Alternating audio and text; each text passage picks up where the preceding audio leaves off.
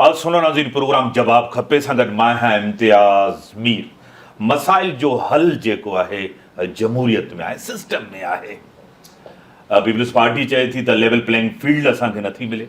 उन सां गॾु 3-4 महीना पहिरियों मरियम नवाज़ साहिबा बि चयो त असांखे लेवल प्लेइंग फील्ड नथी मिले।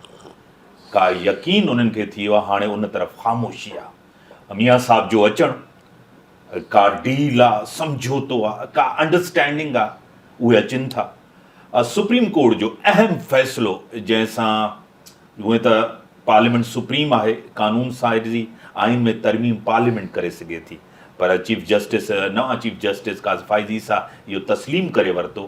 प्रैक्टिस अने प्रोसीजर जेको एक्ट हुयो उन जे हवाले सां जेको फ़ैसिलो आयो आहे उहो बहितरु आहे। हिकु टकराव वारी सूरत हाल जेकी हुई उहा ख़तमु थी चुकी आहे। मूंखे ज्वाइन कयो आहे, लीडर ऑफ द अपोज़िशन ही रही चुका आहिनि, फेडरल मिनिस्टर रही चुका आहिनि ऐं सीनियर रहनुमा आहिनि। मरकज़ी क़यादत आहे पाकिस्तान पीपल्स पार्टी जी मोहतरम जनाब सैयद खुर्शीद अमन शाह साहब मूं सां गॾु आहिनि। शाह साहब तव्हांखे वेलकम चऊं था पंहिंजे प्रोग्राम। थैंक यू, महिरबानी। शाह साहब, इलेक्शन जो ऐलान कोन थियो आहे तारीख़ जो, त तारीख़ माना महीनो त थियो आहे, जनवरी जे एंड में थींदो, छो कंफ्यूजन आहे, छाजे करे? पहिरीं ॻाल्हि त मां तव्हां सां तव्हांजो जेको इंट्रो थियो उन में जेके सियासी फ़ैसिला ऐं मसाइलनि जो हल, उलझननि जो हल सियासत में आहे ऐं जमहूरियत में आहे ऐं पार्लियामेंट में आहे, मां तव्हां सां मुतफ़िक़ आहियां। मुंहिंजी हमेशह इहा ई राय रही आहे, पार्लियामेंट जे अंदरि बि पार्लियामेंट खां ॿाहिरि बि, त पार्लियामेंट जेकॾहिं नाहे त उहो मुल्क खोखलो आहे। जीअं दॿे में तव्हां ठिकरियूं विझी छॾियो, खड़कड़ थिए, ॿियो कुझु कोन्हे। पाकिस्तान जो अॼु हिन पोज़ीशन में अचण जी वजह बि इहा आहे, ऐं खुली ॻाल्हाइणु खपे हर कंहिंखे, त असां वटि 40 साल डिक्टेटरशिप रही ऐं बदकिस्मतीअ सां मूं तव्हां ते बि इल्ज़ाम तराशी नथो कयां, पर तव्हां ते इल्ज़ाम हणां थो मीडिया ते बि, त हिन महिल ताईं पाकिस्तान सां जेको कुझु थींदो रहियो आहे उन्हनि कॾहिं बि 40 सालनि जो ज़िक्र न कयो आहे। 35 साल टुटल फुटल मुअल जमहूरियत जो ज़िक्र ज़रूरु कयो आहे ऐं सियासतदाननि खे ॾुहारी कयो आहे। सियासतदान कंहिं हद ताईं ॾुहारी ज़रूरु हूंदा, पर एतिरा ॾुहारी न हूंदा जेतिरा 40 साल मार्शल लॉ जो दौर हिन मुल्क में रहियो ऐं मुल्क जी जड़ुनि खे कमज़ोर कयो। असांजे नौजवाननि खे सम्झण जी ज़रूरत आहे, ॿुधण जी ज़रूरत आहे, महसूसु करण जी ज़रूरत आहे। जेका बदकिस्मती आहे त नौजवान अञा इहा ॻाल्हि न सम्झी सघियो आहे, ज़हनी ऐं शऊरी तरीक़े सां न उन खे कैच करे सघियो आहे। पाकिस्तान हिकिड़ो इकनॉमिक पॉइंट ऑफ व्यू खां ॾिठो वञे त तमामु वॾो मुल्क आहे। नौजवाननि खे ॿुधाईंदो हलां तव्हांजे थ्रू, तव्हांजे आवाज़ टीवी जे थ्रू, त पाकिस्तान जी इकॉनमी इन हद ताईं मज़बूत हुई जो 1952, 51, 52 में जॾहिं 2.5 रुपया पौणा 3 रुपया डॉलर जी क़ीमत हुई, पाकिस्तान 25 करोड़ रुपया जर्मनी खे एड ॾिनी। पाकिस्तान जे अंदरि 20 ख़ानदान कब्ज़ेदार बि हुया।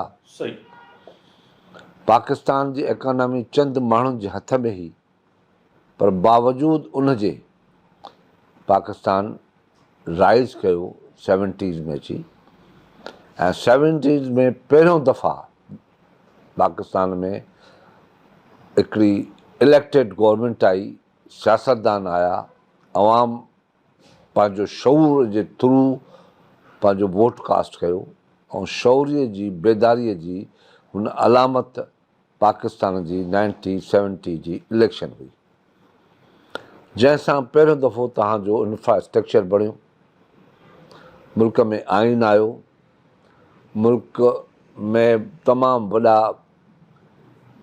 हाई लेवल जा इंडस्ट्रियल ज़ोन ठहिया, इलेक्ट्रिकल कॉम्प्लेक्स ठहियो, मैकेनिकल कॉम्प्लेक्स ठहियो, कामरा ठही, स्टील मिल ठही, पोर्ट ठहियो, आइन ठहियो ऐं पाकिस्तान हिकु नए मंज़िल ॾे हलणु लॻो। बावजूदु 40 साल जी मार्शल लॉ जे या खणी तसलसल चऊं 13 साल मार्शल लॉ, उनजे तसलसल जे हूंदे पाकिस्तान टुटण जो सबबु बणियो ऐं हिकिड़े सियासतदान उनखे नई मंज़िल ॾे वठी हलियो, जेको सियासतदान अॼु बि ज़िंदा आहे ऐं मुल्क जूं अदालतूं चई चुकियूं आहिनि त असां हुनजो क़त्लु कयोसीं। सही।